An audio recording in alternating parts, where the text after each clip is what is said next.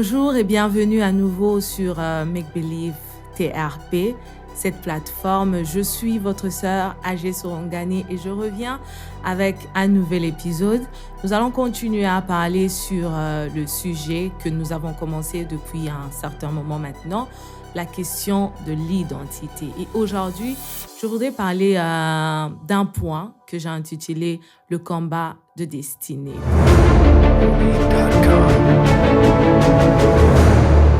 Je pense que le Seigneur, en nous envoyant sur la terre, il nous a donné une mission. Et le diable, il n'est pas content et il voudrait à tout prix nous amener à côté de cette mission-là.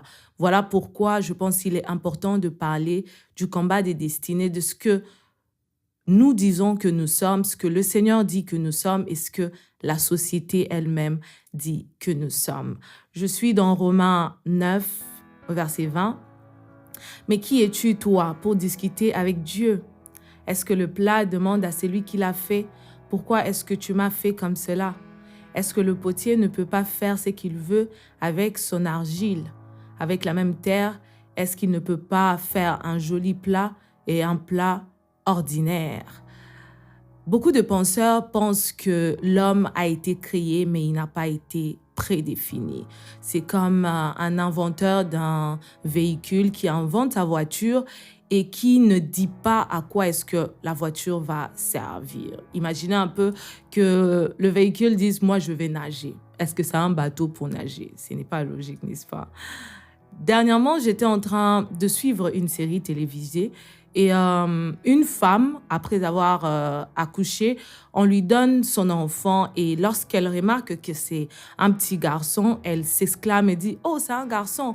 Et le médecin qui lui dit « Évidemment, l'enfant devra choisir lorsqu'il grandira. » Aujourd'hui, on se retrouve dans un monde où moi, par exemple, le Seigneur m'a créée femme. Et si, en grandissant, la société commence à me pousser, à me dire que je suis un homme, là, ça changerait totalement mon identité et m'amènerait à côté de ma destinée, de la destinée que le Seigneur a bien préétablie pour moi. Et ce sont des frustrations qu'on trouve aujourd'hui. Beaucoup de personnes qui ne comprennent pas leur identité, qui sont poussés soit par leur famille, soit par la société, soit deux fois par eux-mêmes, ce qu'ils ressentent au-dedans d'eux. Ils se disent que je suis telle ou telle autre chose, contrairement à ce que le Seigneur dit d'eux qu'ils sont. Et de cette manière-là, ils sont en train de passer à côté de leur mission. Je pense que Dieu est un Dieu très responsable, un Père responsable. Et en nous envoyant sur la terre, il ne nous a pas envoyés simplement pour nous livrer à nous-mêmes et nous-mêmes commencer à dire ce pourquoi on est là. Je pense qu'il a bien prédéfini, bien préétabli la mission pour chacun. Et le combat des destinées est présent parce que les hommes, ils continuent jusqu'aujourd'hui à penser que la destinée se trouve en fait entre leurs mains, pendant que ce n'est pas le cas. Alors l'usage, je pense que c'est Dieu lui-même qui l'a défini.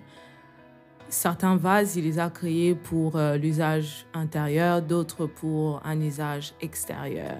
Et je pense que chaque vase se trouve là où il est pour jouer un rôle bien précis. Mais aujourd'hui, on remarque que des vases de l'intérieur qui veulent être à l'extérieur et des vases de l'extérieur qui veulent être à l'intérieur. Si Dieu a voulu que tu sois un homme ou une femme, il sait exactement pourquoi il t'a donné cette identité. C'est parce que avec cette identité, il a une mission bien précise pour toi.